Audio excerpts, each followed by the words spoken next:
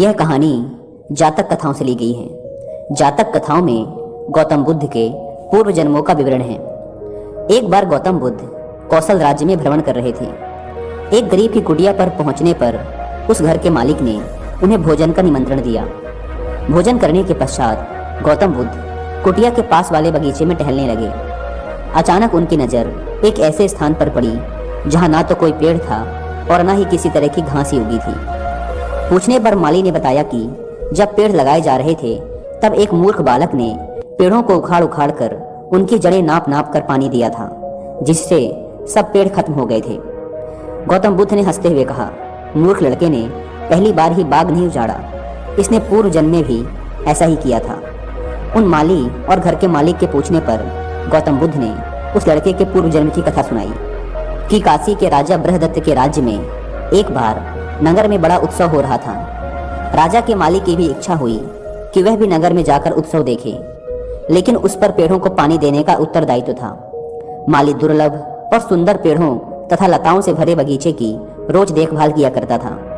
उसके ना रहने पर बगीचे और पेड़ पौधों की देखभाल कौन करेगा, इसका विचार करने पर उसे अपने बंदर मित्र का ध्यान हो आया। वह बंदर बगीचे में रहने वाले बंदरों का सरदार था। किसी तरह एक बार माली की बंदरों के सरदार से दोस्ती हो गई थी। उसने बंदरों के सरदार के सामने अपनी समस्या रखी और उससे कहा, मित्र, क्या तुम एक दिन के लिए अपने साथियों के साथ मिलकर इस बगीचे को सींच दोगे? मुझे एक जरूरी काम से बाहर जाना है।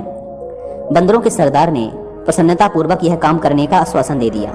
जब माली चला गया तो सरदार ने सब बंदरों को बुलाया और समझाया, देखो दोस्तों, आज हमें एक परोपकार का काम करना है। बड़ी सावधानी और अक्लमंदी से सभी पेड़ पौधों को पानी देना है। कोई पेड़ प्यासा ना रहे। जिस पेड़ को जितनी ज़रूरत हो उतना ही पानी दिया जाए, लेकिन पानी बर्बाद ना किया जाए, वरना पानी की परेशानी खड़ी हो जाएगी। बंदरों की समझ में नहीं आया कि पेड़ पौधों की प्यास कैसे नापी जाए। उन्होंने अपने सरदार से पूछा। तब उस बुद्धिमान बंदर ने उत्तर दिया, पेड़ जड़ों से पानी पीते हैं। किसी पेड़ की जड़ें छोटी होती हैं तो किसी की बड़ी। अतः तुम लोग ऐसा करो कि प्रत्येक पौधों और लताओं को उखाड़ उखाड़ कर उनकी जड़ों की गहराई को देख लो। जिसकी जड़ जितनी गहरी हो उसे उतना ही पानी दो। सरदार का आदेश पाकर बंदर बर्तन ले लेकर सिंचाई करने लगे। अब बंदर तो बंदर ही ठहरे। उन्होंने प्रत्येक पौधों को पहले उखाड़ कर उसकी जड़ें नापी और फिर उसे लगाकर उसी हिसाब से उसमें पानी डाला। जल्द ही उन्होंने सारे छोटे छोटे पेड़ पौधों और लताएं उखाड़ डाली। इस मेहनत के काम में बंदर भी बिल्कुल थक चुके थे, पर उन्हें इस बात का संतोष था कि आज उन्होंने एक बहुत अच्छा काम किया था। दूसरे दिन जब माली लौटकर आया और सारे बगीचे का विनाश देखा तो सिर पीटकर गहरी सांस छोड़ते हुए कहा कि किसी ने सच ही कहा है, मूर्ख दोस्त से समझदार दुश्मन ज़्यादा अच्छा। अकुशल और मूर्ख का उपकार भरा काम भी दुखी देता है। कथा को खत्म करने के बाद गौतम बुद्ध मुस्कुराते हुए बोले, अब तो आप लोग समझ ही गए होंगे कि एक मूर्ख दोस्त से एक समझदार दुश्मन ज़्यादा अच्छा, क्योंकि एक मूर्ख दोस्त का उपकार भरा काम भी हमें दुखी देता है।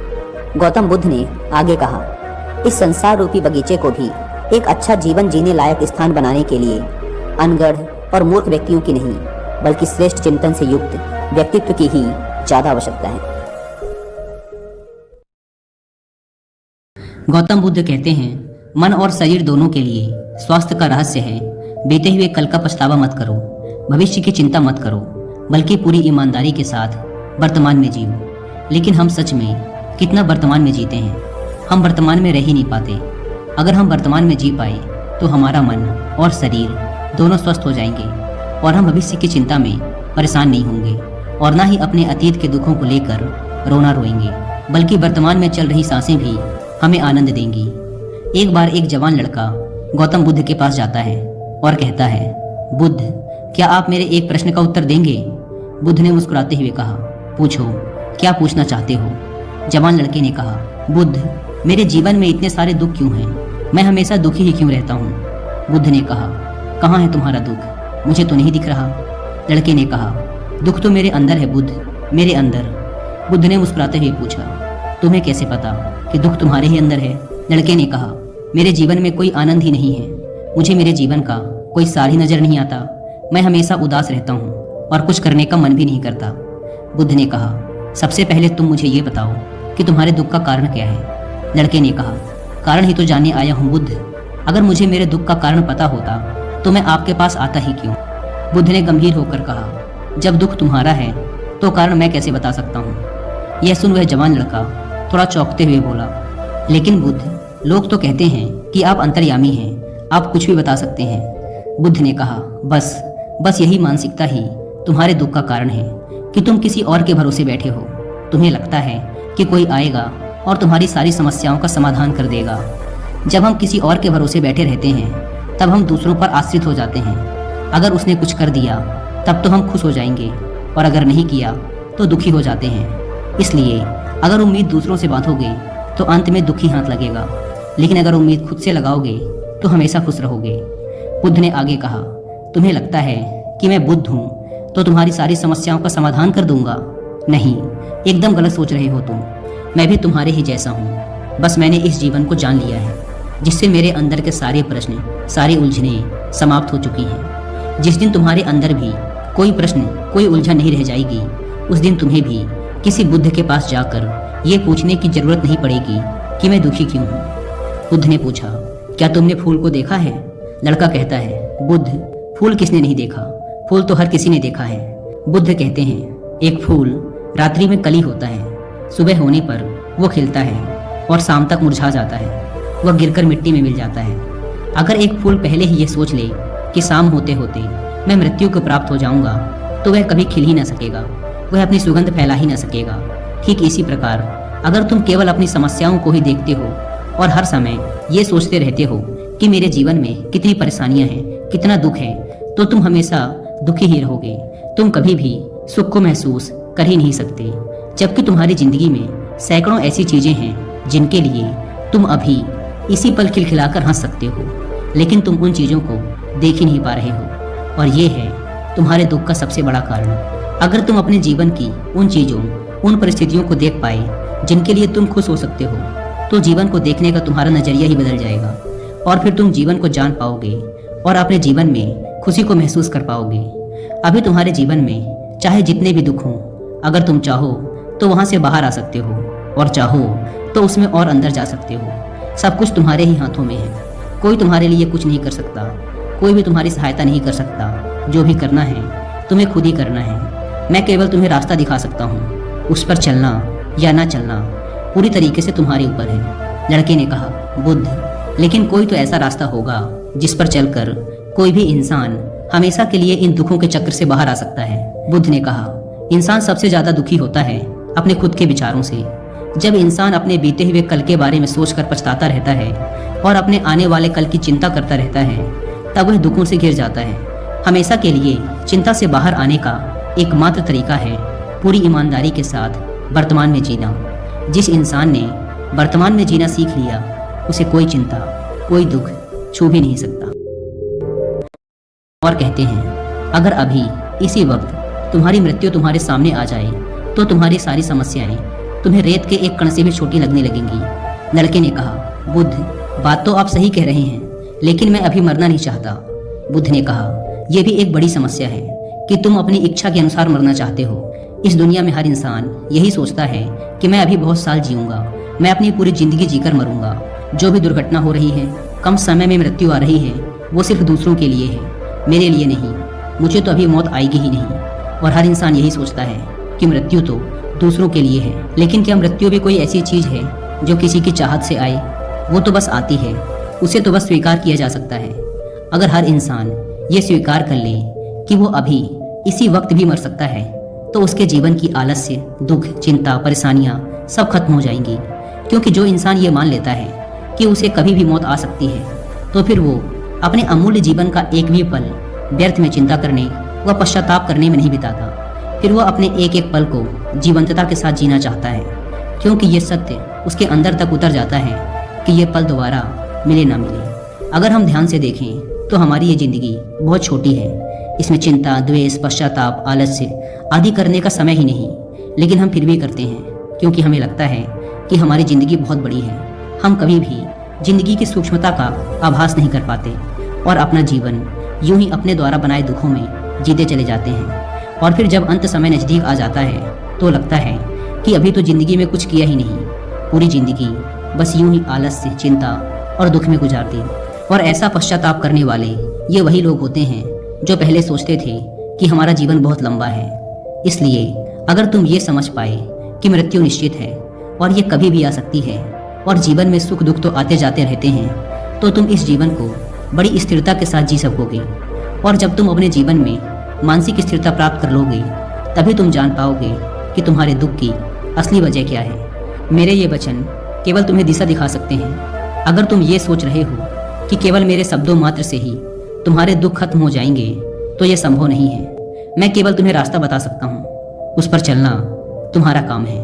हम भी अपनी जिंदगी में एक बहुत बड़ी गलती ये करते हैं कि हम जानते बहुत कुछ हैं, समझते बहुत कुछ हैं, लेकिन उस ज्ञान को अपनी जिंदगी में उतार नहीं पाते।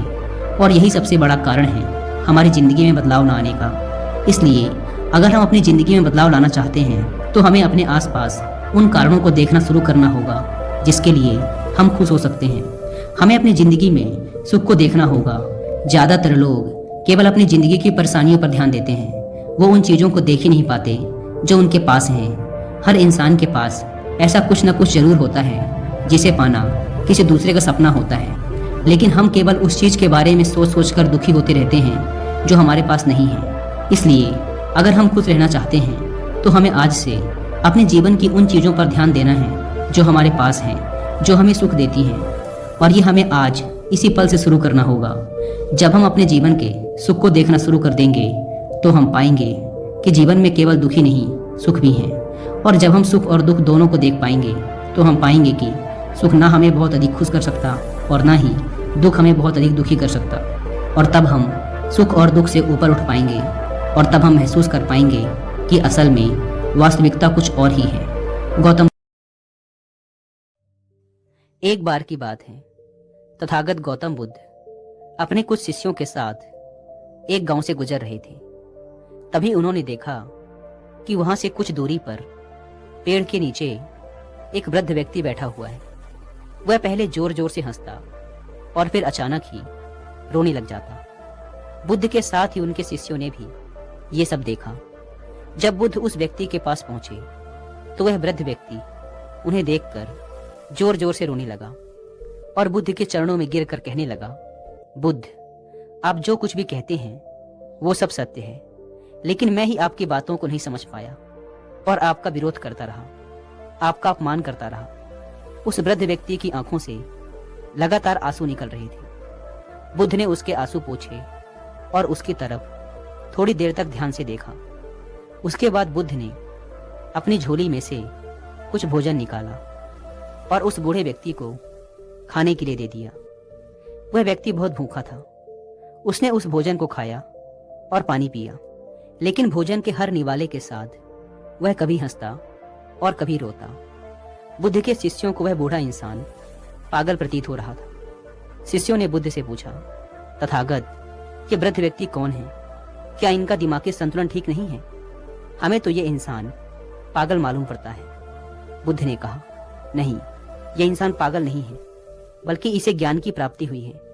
इसीलिए तुम लोग इसके पास जाओ और इससे ज्ञान प्राप्त करो। शिष्य उस वृद्ध व्यक्ति के पास जाते हैं और उससे पूछते हैं, हमें आपके हंसने और रोने का कारण समझ नहीं आया। क्या आप हमें इसके पीछे का कारण समझा सकते हैं? वृद्ध व्यक्ति ने कहा, आज से कुछ वर्षों पूर्व मैं गौतम बुद्ध से मिला था। मैंने उनके उपदेश सुने, लेकिन मुझे उनके उपदेश एकदम बेकार लगे। मुझे लगता था कि जीवन जीने और जीवन में आगे बढ़ने के लिए बुद्ध के उपदेश किसी काम के नहीं हैं। मुझे लगता था कि बुद्ध लोगों को बहका रहे हैं। इसीलिए मैं बुद्ध के विरोधियों के साथ मिलकर उनके खिलाफ षड्यंत्र रचता, लोगों के सामने बुद्ध की बुराइयां करता और कोशिश करता कि ज्यादा से ज्यादा लोग बुद्ध के खिलाफ हो जाएं और उनके झांसे में न आए। बुद्ध अपने उपदेशों में कहा करते थे कि जरूरत से ज्यादा धन का संग्रह इंसान को दुख देता है, लेकिन मुझे बुद्ध की ये बात बिल्कुल बेतुकी लगती थी। बुद्ध अपने उपदेशों में ये भी कहते थे कि झूठ मत बोलो, मदिरा पान का सेवन मत करो, किसी को ठगो मत। लेकिन मुझे बुद्ध की ये सब बातें बुरी लगती थी, क्योंकि उन दिनों मैं यही तो करता था। अपना व्यवसाय बढ़ाने के लिए लोगों से झूठ बोलना, ज्यादा फायदे के लिए लोगों को झूठ बोलकर ठगना, रोज रात को मदिरा पान करना, यही मेरी दिनचर्या थी। लेकिन मैं उन दिनों ये भी देख पा रहा था कि जो लोग बुद्ध की बातों का अनुसरण करते थे वो ज्यादा सुखी और शांत जीवन व्यतीत कर पा रहे थे, जबकि उन लोगों के पास ज्यादा कुछ होता नहीं था। लेकिन मैं इन लोगों को देखकर कुछ सीखने की बजाय उनसे ईर्ष्या महसूस करता था। यही सोचकर आज मैं रो रहा हूं कि ये बातें मुझे उस समय समझ क्यों नहीं आई। मुझे ये बातें अब समझ आ रही हैं, जबकि मैं बूढ़ा हो चुका हूं। मेरे पास अब ज्यादा समय नहीं है और मैं हंस इसलिए रहा हूं क्योंकि मैं ये देख पा रहा हूं कि मेरे आसपास के सभी लोग वही गलती कर रहे हैं जो मैंने की थी, और इन्हें भी मेरी तरह ये सब बातें तब समझ आएंगी जब समय इनके हाथ से निकल चुका होगा, और फिर ये भी मेरी तरह पछताएंगे कि काश पहले ही ये बातें समझ लेते। शिष्यों ने कहा, आपको अपने जीवन से जो कुछ भी ज्ञान प्राप्त हुआ है, कृपया आप वो ज्ञान हमारे साथ भी साझा करें, ताकि हम सबके ज्ञान में भी वृद्धि हो सके और हम सब भी जीवन की गहराइयों को समझ सकें। उस बूढ़े व्यक्ति ने अपने हाथ जोड़कर कहा, महात्मा बुद्ध के शिष्य हैं आप लोग। बुद्ध से ज्यादा जीवन की गहराइयों को किसी ने नहीं समझा। मैं तुम्हें वो नहीं बता सकता जो बुद्ध तुम्हें बता सकते हैं, लेकिन फिर भी जितना मैंने जीवन को समझा है उतना मैं आप सबको अवश्य बताऊंगा। अपने जीवन के इस अंतिम पड़ाव में आकर मैंने जाना कि इस दुनिया का हर इंसान एक प्रतिस्पर्धा में शामिल है। सब एक दूसरे से प्रतिस्पर्धा कर रहे हैं, सब भाग रहे हैं और एक दूसरे से आगे निकलना चाहते हैं, खुद को दूसरों से श्रेष्ठ साबित करना चाहते हैं। और ये आगे निकलने की दौड़ बचपन से ही शुरू हो जाती है। जब मैं छोटा था तो अपने मित्रों से आगे निकलना चाहता था। मैं चाहता था कि मेरे पास मेरे मित्रों से अच्छे खिलौने हों, ज्यादा सुंदर कपड़े हों। मैं उनसे ज्यादा समझदार और होशियार दिखने की कोशिश में लगा रहता था। मेरी माँ बहुत ज्यादा सख्त थी। वो मुझे मेरी मर्जी के खिलौने और मिठाइयाँ लेने से रोकती थी। इसीलिए मेरे मन में कभी कभी ख्याल आता कि अगर ये मर जाएं तो मैं स्वतंत्र हो जाऊंगा और अपनी मर्जी से मिठाइयाँ और खिलौने ले पाऊंगा। लेकिन ऐसा नहीं हुआ। तो मैंने सोचा कि मैं जल्दी से बड़ा हो जाऊं ताकि मैं बाकी बड़े बच्चों की तरह अपने फैसले खुद ले सकूं, और फिर मैं अपनी मर्जी से मिठाइयाँ और खिलौने भी ले पाऊंगा। और ऐसे ही मेरा बचपन गुजर गया और मैं जवान हो गया। लेकिन तब तक खिलौने और मिठाइयों जैसी चीजें मुझे व्यर्थ लगने लगी थी।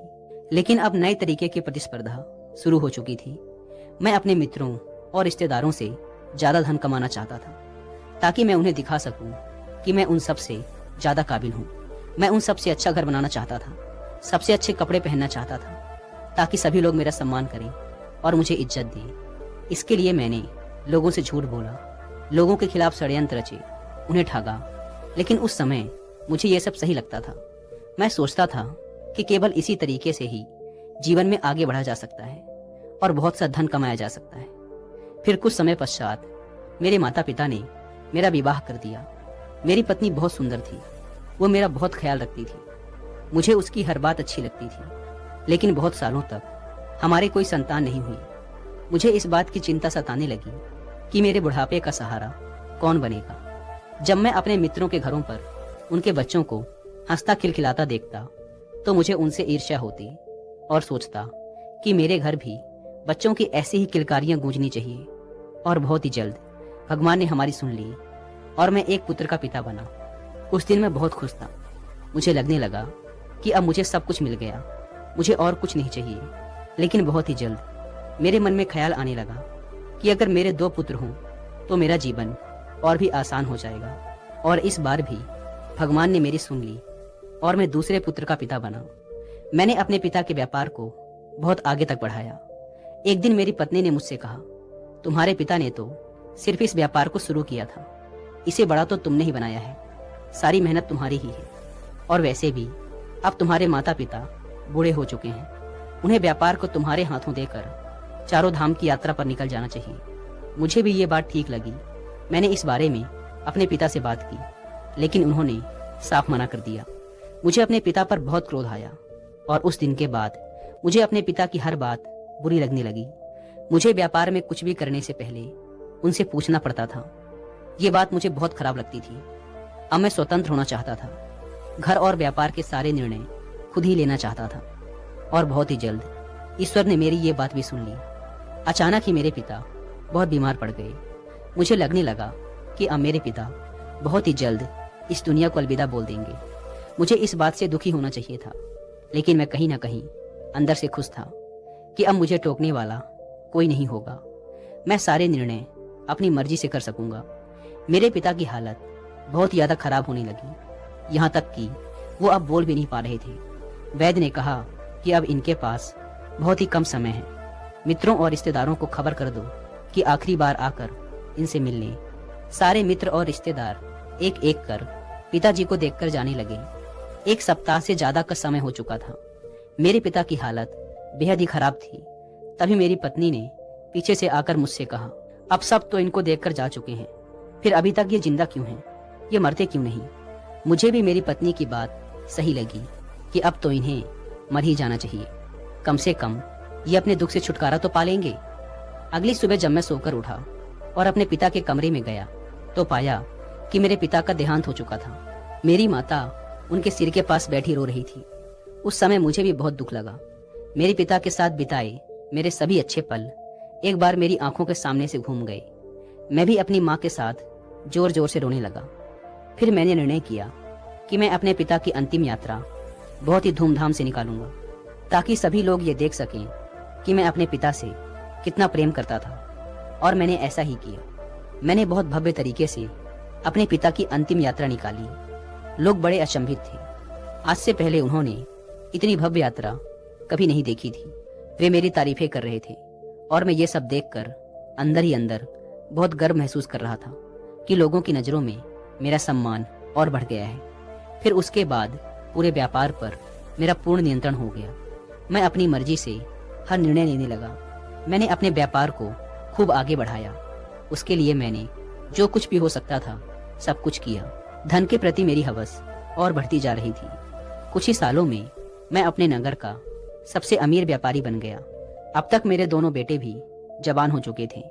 मैंने अपने दोनों बेटों की शादियां दूसरे नगरों के अमीर व्यापारियों से की, ताकि वो मेरे व्यापार में मेरी सहायता कर सकें और मेरा व्यापार और बढ़ सके। फिर एक दिन मेरी माँ की तबीयत खराब होती है और वो भी इस दुनिया से चल बसती है। अब मैं भी धीरे धीरे बुढ़ापे की तरफ बढ़ रहा था। मेरे बच्चे व्यापार में मेरा हाथ बटाने लगे।